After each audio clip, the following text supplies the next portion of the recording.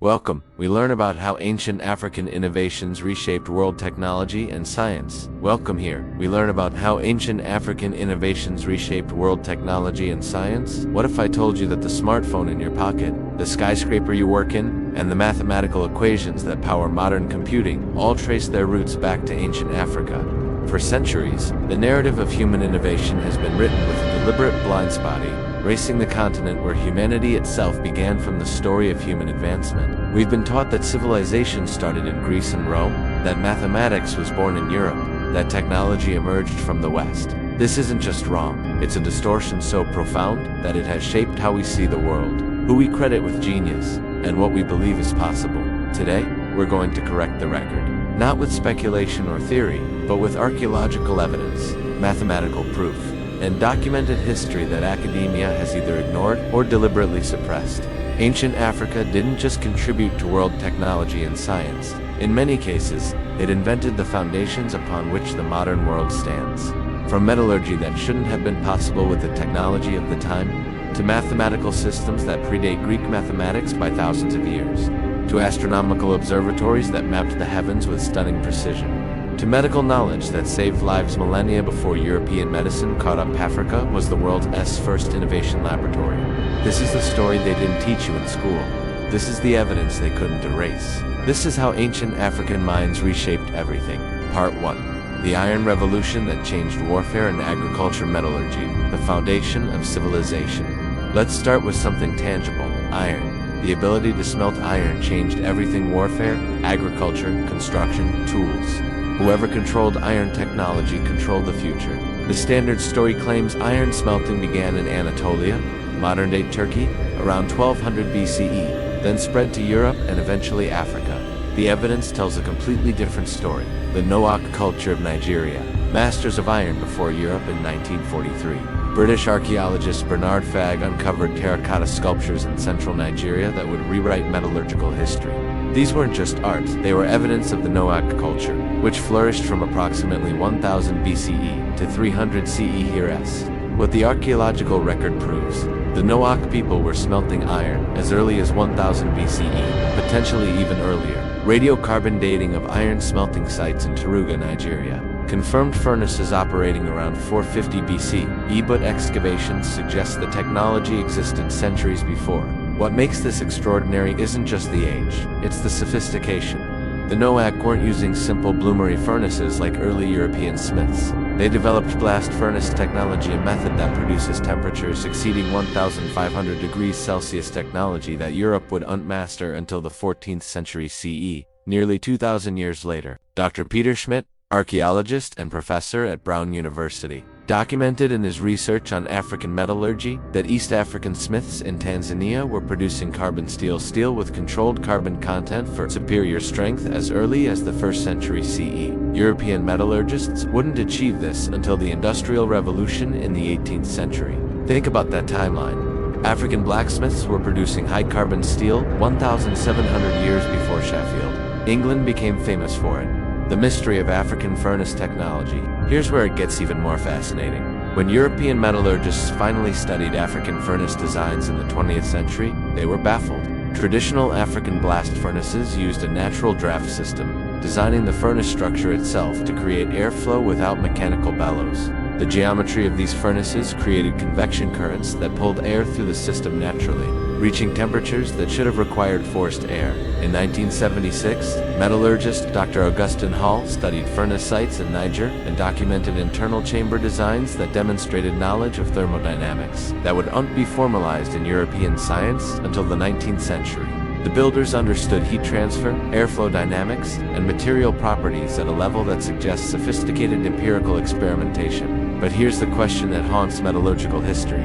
Where did this knowledge come from? There's no evidence of a learning curve. The earliest furnaces we've found are already advanced. It's as if the technology appeared fully formed, suggesting either that earlier examples haven't been discovered, or that African metallurgists developed this knowledge through a process of innovation we don't yet understand. Impact on the 21st century. Modern blast furnace technology, the foundation of steel production that built every skyscraper, every car, Every bridge in the modern world is a direct descendant of the principles first mastered in ancient Africa. When engineers at ArcelorMittal or US Steel design modern furnaces, they're optimizing the same thermodynamic principles that Noack metallurgists discovered 3,000 years ago: controlled temperature, carbon infusion, and slag removal. The difference is that we now use computers to model what they figured out through observation, experimentation, and genius.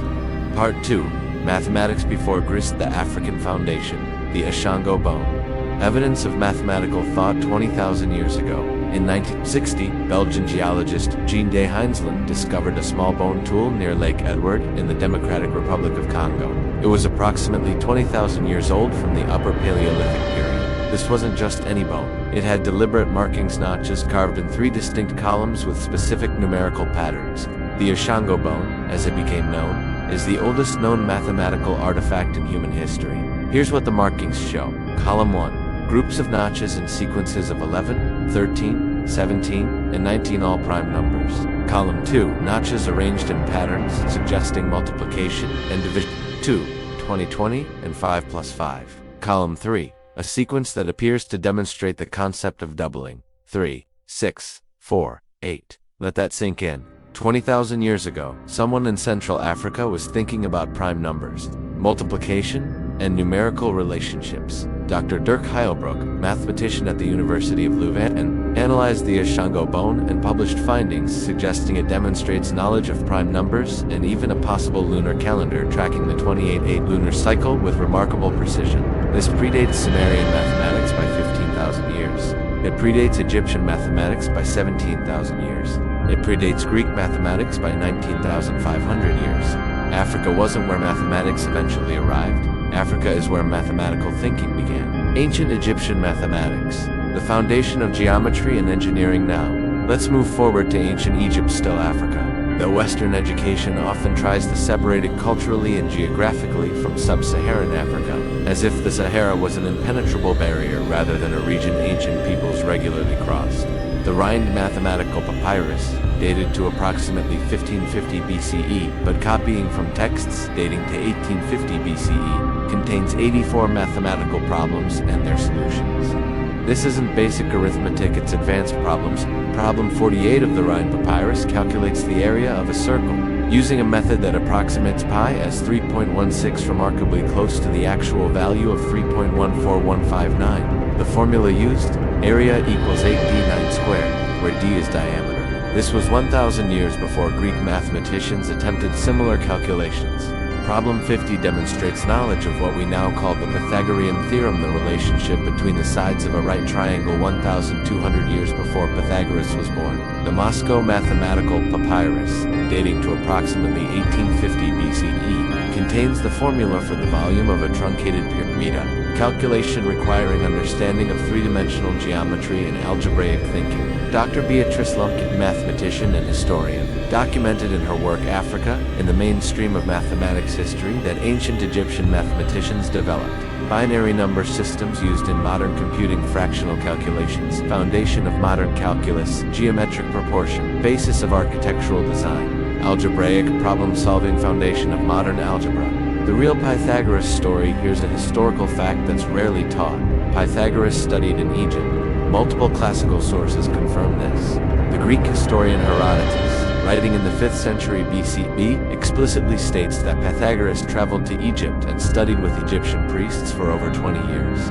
Iamblichus, the 3rd century CE philosopher, wrote in Life of Pythagoras that Pythagoras learned geometry, astronomy, and theology from Egyptian teachers at Memphis and Thebes. The theorem bearing Pythagoras' name a squared plus b squared equals c was already known and used by Egyptian architects centuries before his birth. The Egyptians called it the rule of the stretched rope and used it to create perfect right angles when laying out temples and pyramids. Pythagoras didn't discover the theorem. He learned it in Africa, took it back to Greece, and got credit for it.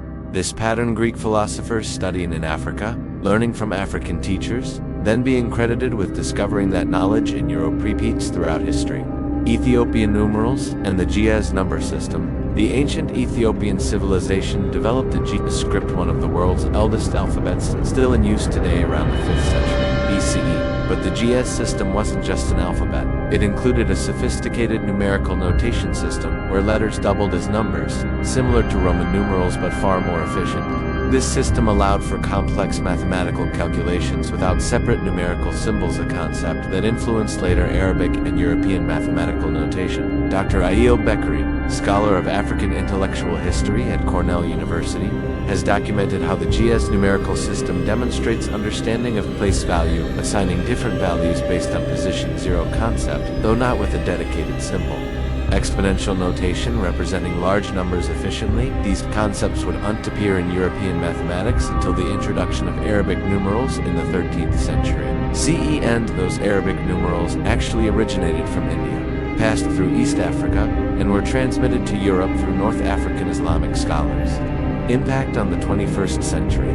Every mathematical concept that powers modern technology traces back to foundations laid in ancient Africa. Binary systems used in computer programming. Ancient Egyptian multiplication tables used a binary doubling method. Geometric principles used in architecture, engineering, and 3D modeling. Developed to build the pyramids and African megaliths. Fractional calculations that allow precise measurements in medicine, chemistry, and physics.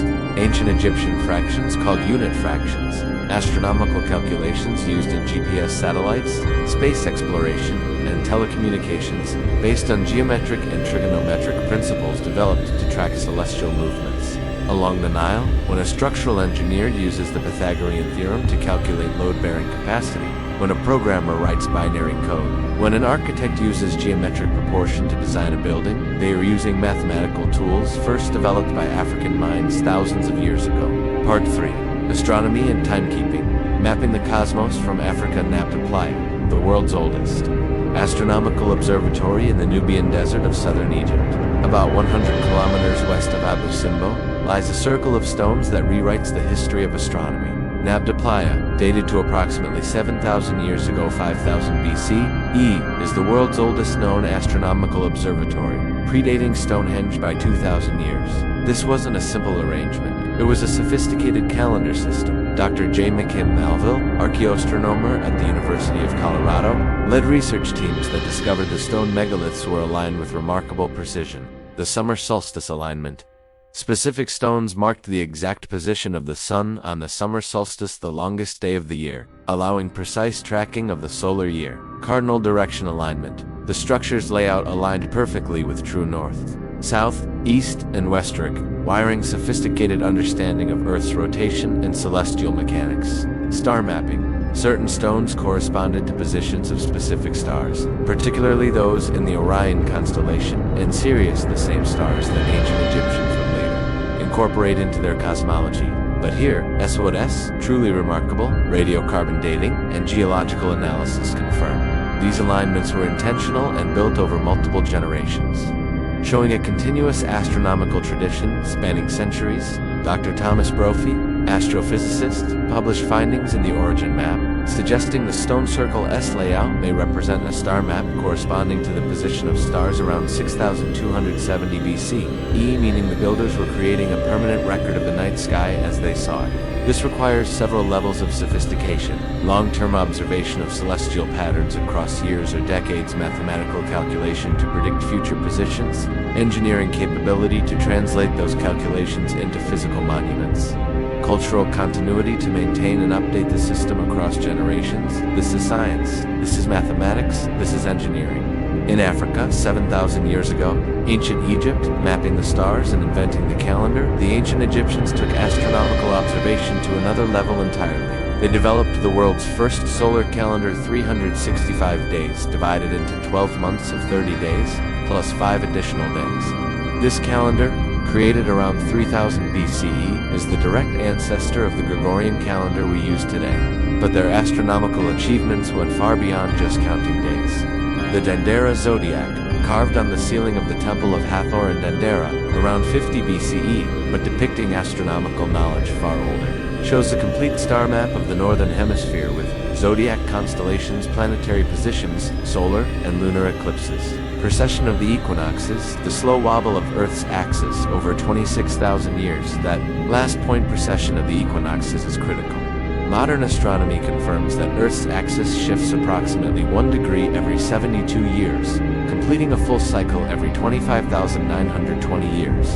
Ancient Egyptians knew this. They tracked it. They incorporated it into their architectural alignments. The Great Pyramid of Giza, built around 2580 BCE, is aligned to true north with an accuracy of 3/60th of a single degree of precision that modern construction, even with laser levels and GPS, finds challenging to match. Dr. Robert Bauval, engineer and Egyptologist, demonstrated in his Orion correlation theory that the three pyramids of Giza are positioned to mirror the three stars of Orion's belt as they appeared in the sky around 10,500 BCE. Whether you accept that dating or not, what's undeniable is this: the builders understood stellar positions, precession, and geometric alignment at a level suggesting centuries of accumulated astronomical knowledge. The Dogon people, astronomical knowledge that defies explanation. Now we move to one of the most controversial and fascinating examples: the Dogon people of Mali. In the 1930s and 1940s, French anthropologists Marcel Griol and Germain de Turlin lived among the Dogon and documented their cosmological beliefs.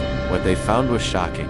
The Dogon priests described Sirius, the brightest star in the night sky, as having a companion star, Sirius B, which orbits around it every 50 years.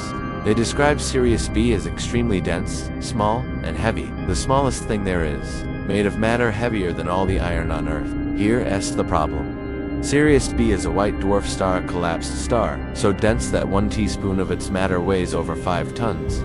It's as completely invisible to the naked eye and was first observed by Western astronomers in 1862, using powerful telescopes, and its orbital period of 50 years wasn't confirmed until the 20th century.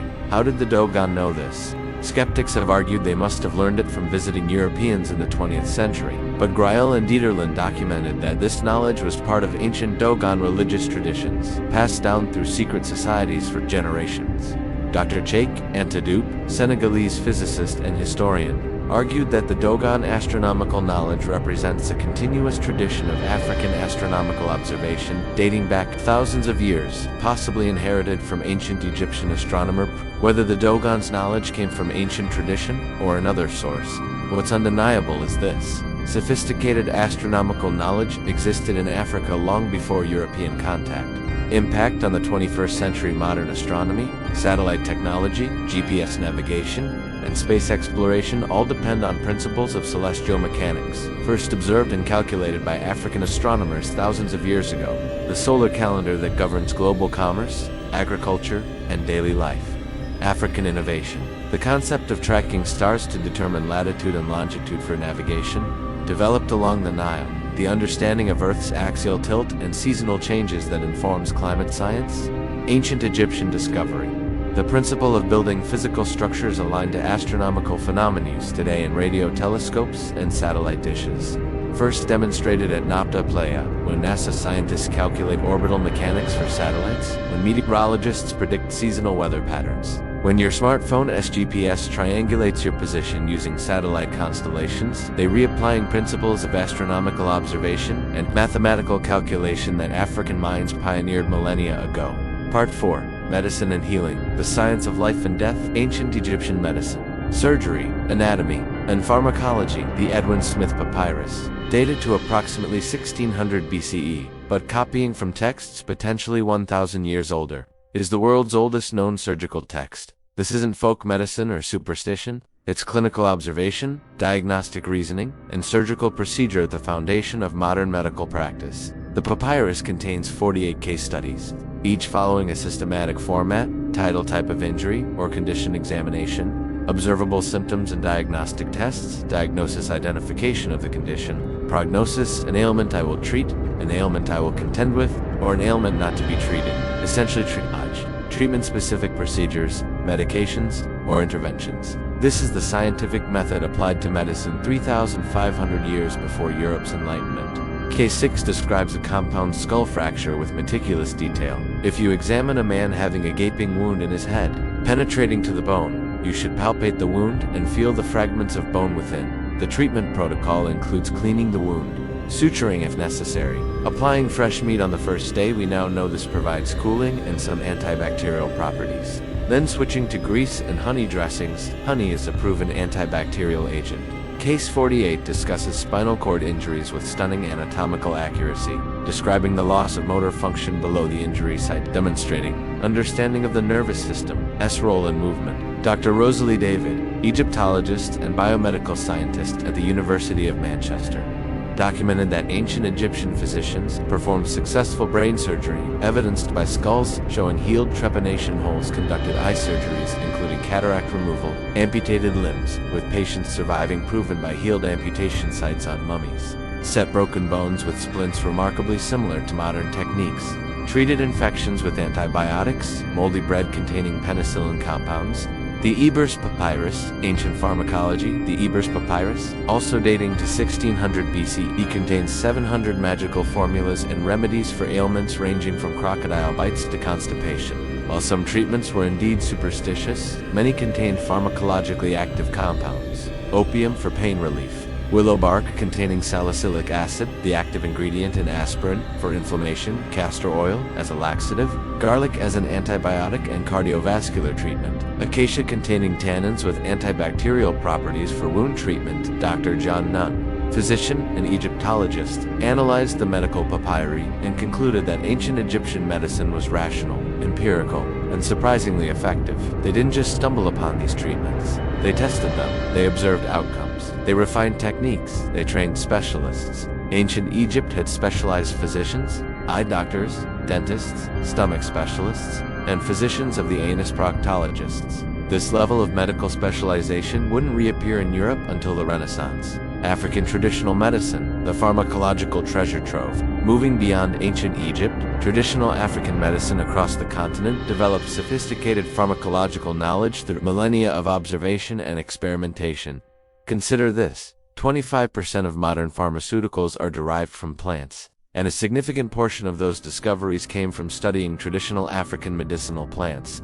Examples: Artemisinin, the primary treatment for malaria worldwide, comes from Artemisia annua plant, used in traditional African and Chinese medicine for centuries. Dr. Tu Yoiyu won the Nobel Prize in Medicine in 2015 for discovering its anti-malarial properties by studying traditional medicine texts. Physostigmine, used to treat glaucoma and Alzheimer's disease, comes from the calabar bean, used in traditional West African medicine. Hoodia gordani, a succulent plant used by the San people of southern Africa to suppress hunger on long hunting trips, led to research on appetite suppressants and metabolic disorders. African potato hypoxis, Hemrocalidea, used by southern African healers for centuries, is now studied for immune system support and has shown promise in HIV treatment research. Dr. Morris Iwu, Nigerian pharmacologist and ethnobotanist, has documented over 5,000 medicinal plant species used in African traditional medicine, many of which show pharmacological activity when subjected to modern scientific testing. The World Health Organization estimates that 80% of the African population relies on traditional medicine for primary healthcare, not because modern medicine is unavailable, though access is limited, but because these treatments work. They've been refined over generations, and they're culturally embedded. Imhotep, the world's first documented physician, before Hippocrates, before Galen, before any European medical figure, there was Imhotep. Imhotep lived around 2650 BCE in ancient Egypt. He wasn't just a physician, he was a polymath. Architect, designed the step pyramid of Djoser, engineer, astronomer, and high priest. But his medical knowledge was so profound that he was deified after death and worshipped as the god of medicine and healing. The Greeks, when they encountered Egyptian medicine 2,000 years after Imhotep's death, identified him with their own god of medicine, Asclepius, acknowledging that Greek medicine had Egyptian roots. While no medical texts directly attributed to Imhotep have survived, later medical papyri reference him as the source of medical knowledge, suggesting a continuous tradition of medical teaching that originated with him. Dr. James Henry Breasted, American Egyptologist and historian, called Imhotep the first figure of a physician to stand out clearly from the mists of antiquity. Impact on the 21st century. Modern medicine, from surgical techniques to pharmaceuticals to diagnostic procedures, stands on foundations laid in ancient Africa.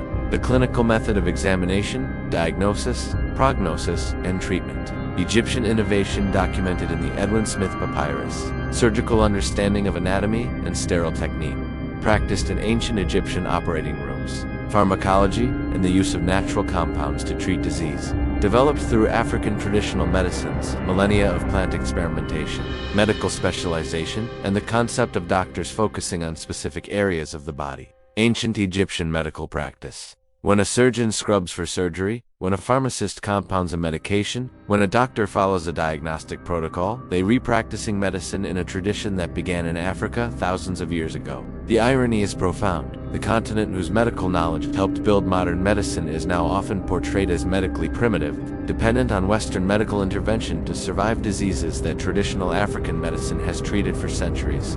Part 5. Engineering and architecture building wonders that still stand. The Great Pyramid.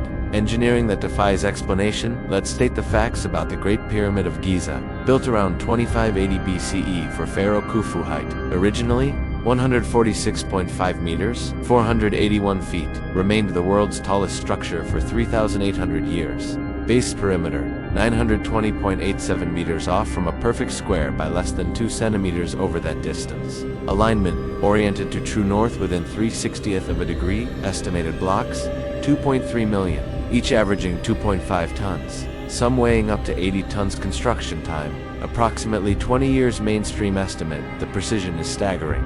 With modern laser levels, GPS, and computer-aided design, achieving that level of accuracy is difficult.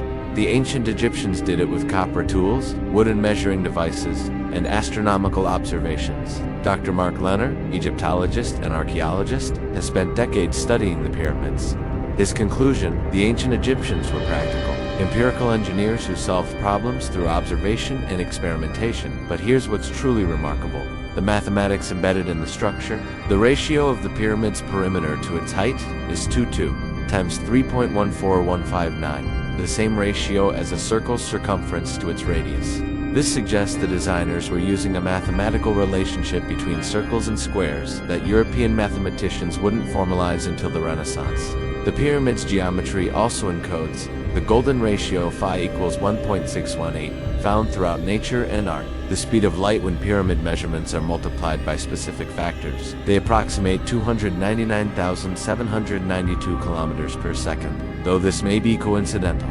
Accurate representations of the northern hemisphere's geography, though again. This could be coincidental whether these relationships are intentional or coincidental.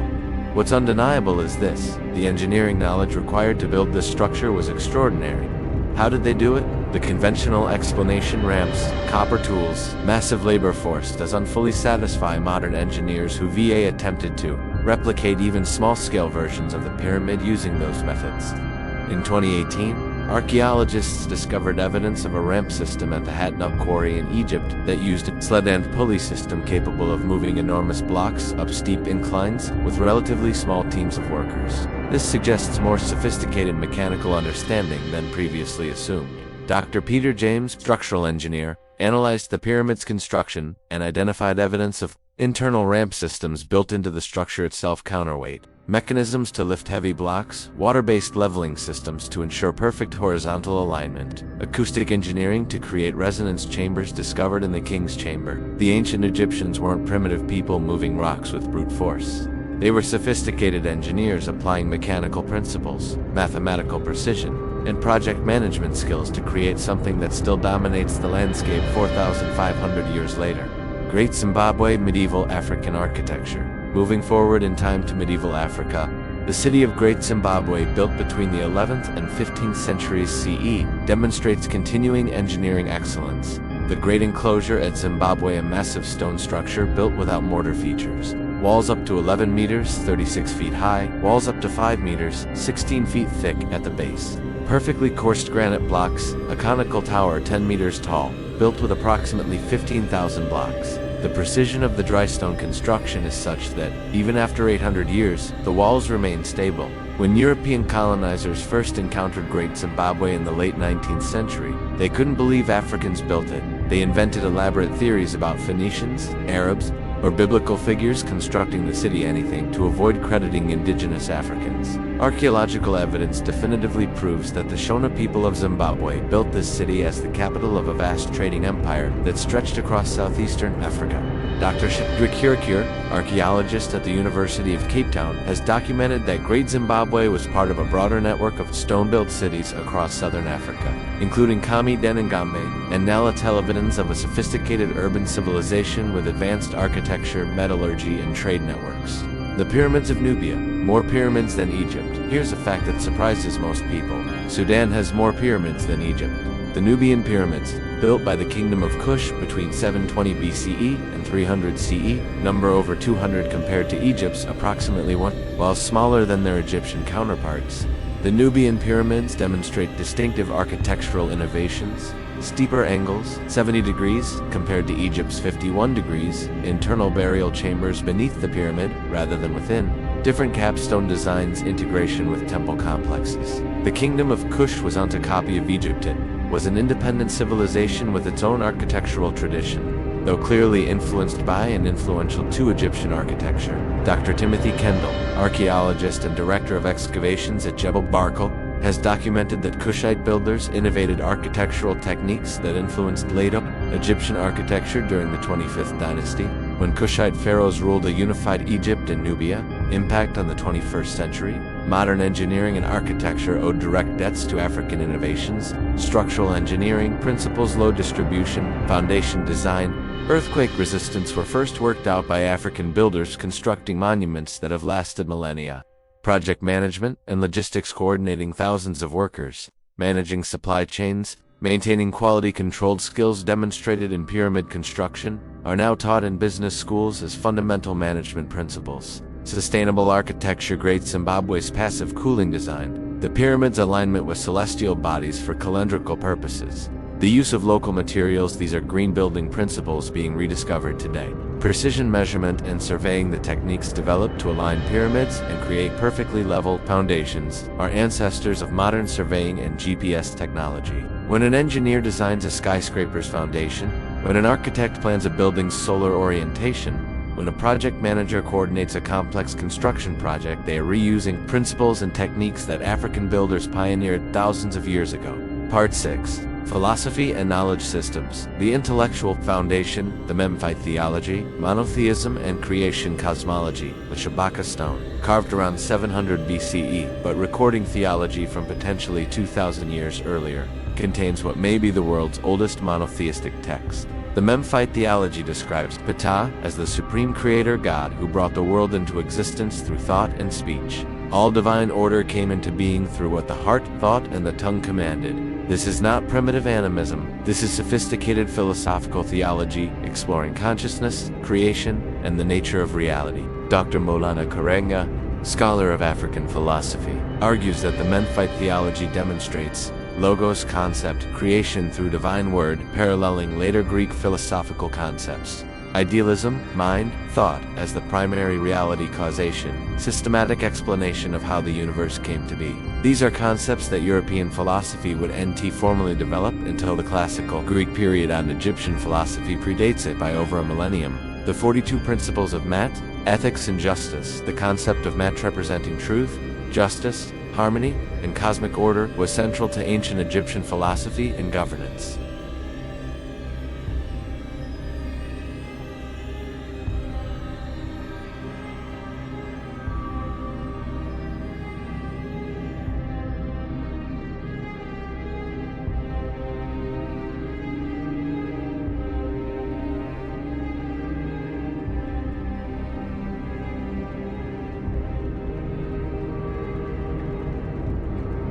This is on just religious dogmaic, essay systematic, ethico, philosophy for organizing society based on justice and harmony. Sound familiar? It should. When Moses came down from Mount Sinai with the 10 Commandments, he was bringing tablets from a mountain in the Sinai Peninsula, Egyptian territory.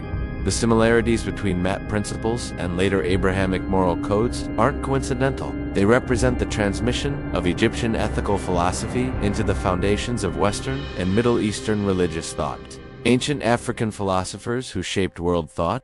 Let's name names. African philosophers whose ideas influenced global intellectual development. Imhotep c.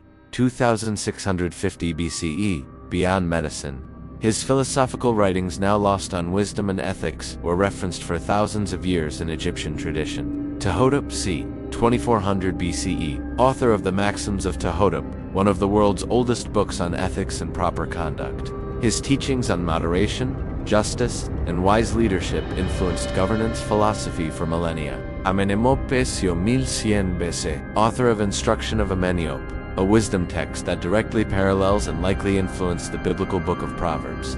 Scholars have identified nearly identical passages. Akhenaten c. 1353 to 1336 BCE. The heretic pharaoh, who instituted monotheistic worship of Aton the sun disk, possibly influencing later monotheistic traditions, including Judaism. Zerah Yaakov, 1599 to 1692 CE. Ethiopian philosopher who, during Ethiopia's Golden Age, developed rationalist philosophy independent of European influence. His work, Hatata, the treatise, predated Descartes and argued for rational inquiry over dogma.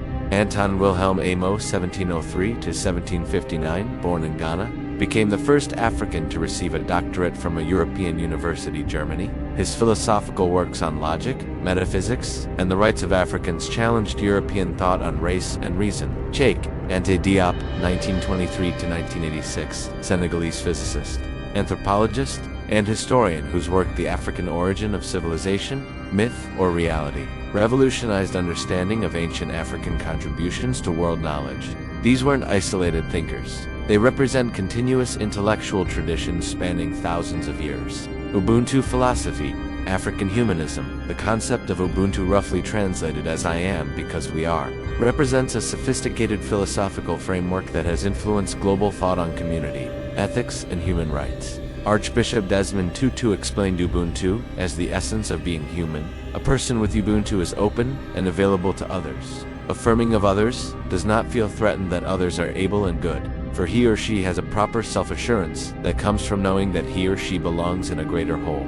This isn't just a nice sentiment, it's a complete ethical philosophy that addresses individual identity in relation to community restorative versus punitive justice, collective responsibility for social welfare.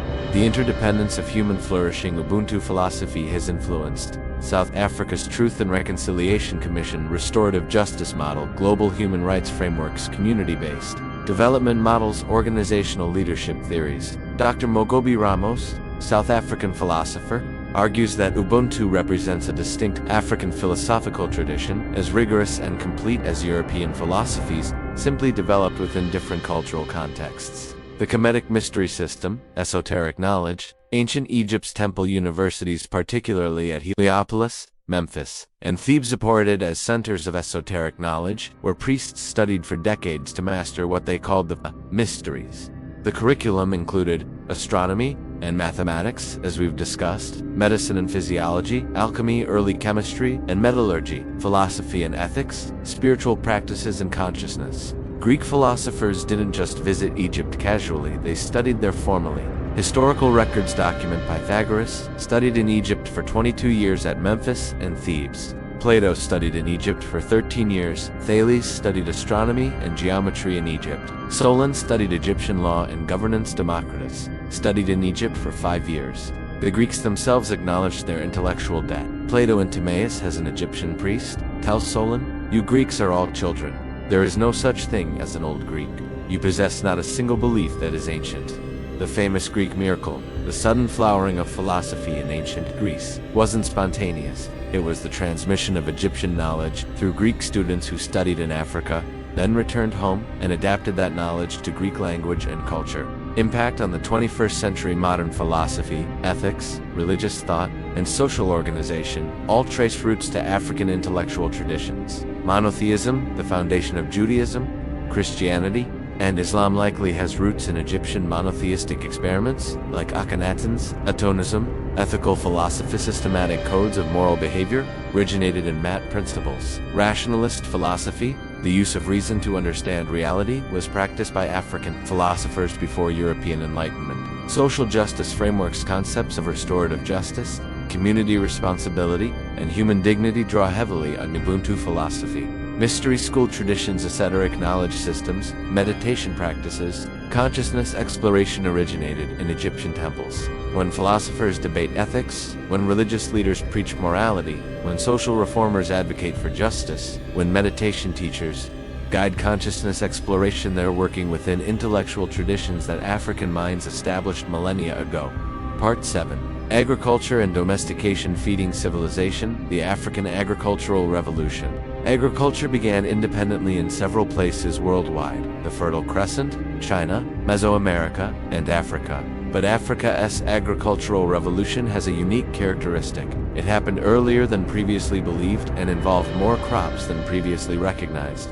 Recent archaeological evidence has pushed back the timeline of African agriculture. Sorghum domestication in Sudan dates to 8000 BCE, making it one of the world's earliest cultivated grains, contemporaneous with wheat and barley in the Fertile Crescent. African rice, Oryza glaberrima, was independently domesticated in the Niger River Delta around 3 BCE, completely separate from Asian rice domestication. Yams were domesticated in West Africa around 5000 BC. Coffee, Coffea arabica, originated in the Ethiopian highlands, where it was consumed as early as the 9th century CE, then spread to the Arab world and eventually globally. Teff, the grain that makes Ethiopian injera bread, has been cultivated in the Horn of Africa for over 5,000 years and is now recognized as a highly nutritious soup. Dr. Dorian Fuller, archaeobotanist at University College London, has documented that African agricultural systems developed unique strategies adapted to Africa's diverse climates, from Sahel to rainforest, grading crop varieties and farming techniques distinct from other agricultural centers.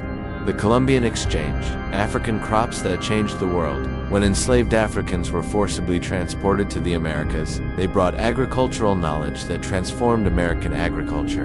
Rice cultivation in the American South was entirely dependent on West African expertise. Enslaved West Africans introduced the tidal irrigation systems, planting techniques, and processing methods that made Carolina gold rice a profitable crop. Without African agricultural knowledge, southern rice plantations wouldn't have existed. Okra, watermelon, black-eyed peas, and sesame all came to the Americas from Africa, becoming staples of American cuisine. Dr. Judith Carney, geographer at UCLA, documented in Black Rice the African origins of rice cultivation in the Americas. That African agricultural knowledge was critical to colonial American food production, yet this knowledge was attributed to European planters rather than the African experts who actually possessed it. Impact on the 21st century. Modern agriculture, from crop varieties to farming techniques to global food security, has deep African roots. Sorghum, developed in Africa, is now the world's 5th most important cereal crop, grown on 5 continents, critical for food security in arid regions. Coffee, Africa's gift to the world, is now a $100+ billion global industry, with over 2 billion cups consumed daily. African rice genetics are being studied to develop drought-resistant and climate-adapted rice varieties to feed growing populations. Traditional African agroforestry, mixing trees, shrubs, and crops in sustainable systems, is now being promoted globally as a climate-smart agriculture technique. African dryland farming techniques, water harvesting, crop rotation, intercropping, developed over thousands of years in challenging climates, are now being applied to combat desertification and climate change impacts worldwide. When you drink your morning coffee, when you eat okra or watermelon, when agricultural scientists develop drought-resistant crops, you're benefiting from African agricultural innovation. Conclusion: reclaiming the narrative, the systematic erasure. What we've documented today isn't hidden in obscure archives. It's published in peer-reviewed journals, confirmed by archaeological evidence, supported by radiocarbon dating, and acknowledged by experts in every field. Yet somehow, it's not common knowledge. The erasure of African contributions to world civilization wasn't accidental. It was systematic, deliberate, and necessary to justify colonialism and slavery. If Europeans acknowledged that Africans had built great civilizations, developed sophisticated mathematics, practiced advanced medicine, and created philosophical systems, how could they justify enslaving them? How could they claim to be civilizing a dark continent? The answer: they couldn't. So they rewrote history. They separated ancient Egypt from Africa culturally and conceptually. It was Mediterranean or Middle Eastern rather than African. They attributed Great Zimbabwe to anyone except the Africans who actually built it. They claimed Greek philosophy sprang from nowhere, ignoring documented evidence that Greek philosophers studied in Africa. They dismissed African ironworking as primitive, even as evidence proved it was more advanced than European metallurgy of the same period. This wasn't just academic debate. This was ideological warfare designed to support economic exploitation. The 21st century debt, the smartphone in your hand, the building you're in, the medicines that keep you healthy, the mathematical concepts you use, the calendar that organizes your life, the ethical frameworks that govern society. All of these trace direct lineage to innovations first developed by African minds. The modern world stands on African foundations. Yet Africa remains economically exploited, technologically dependent on the West, and culturally portrayed as backward despite being the birthplace of human innovation. This is the ultimate irony. The continent that gave the world its civilizational tools is now treated as if it needs to be taught civilization. What this means for understanding human potential, but perhaps the deepest lesson from African innovation history, isn't about credit or recognition, it's about human potential. If African societies, without contact with other civilizations, independently developed sophisticated mathematics, advanced metallurgy, astronomical observatories, medical knowledge, architectural engineering, philosophical systems, agricultural innovation, then innovation isn't cultural, it's human. Genius isn't European or Asian or African, it's universal. Give any human population time, resources, and stability, and they will innovate, create, and build. The variation in technological development across history isn't evidence of intellectual inequality, it's evidence of different circumstances, environments, and historical accidents. Africa didn't fall behind. Europe didn't pull ahead through superior intellect. History is more complex, more contingent, and more interesting than simplistic narratives of cultural superiority.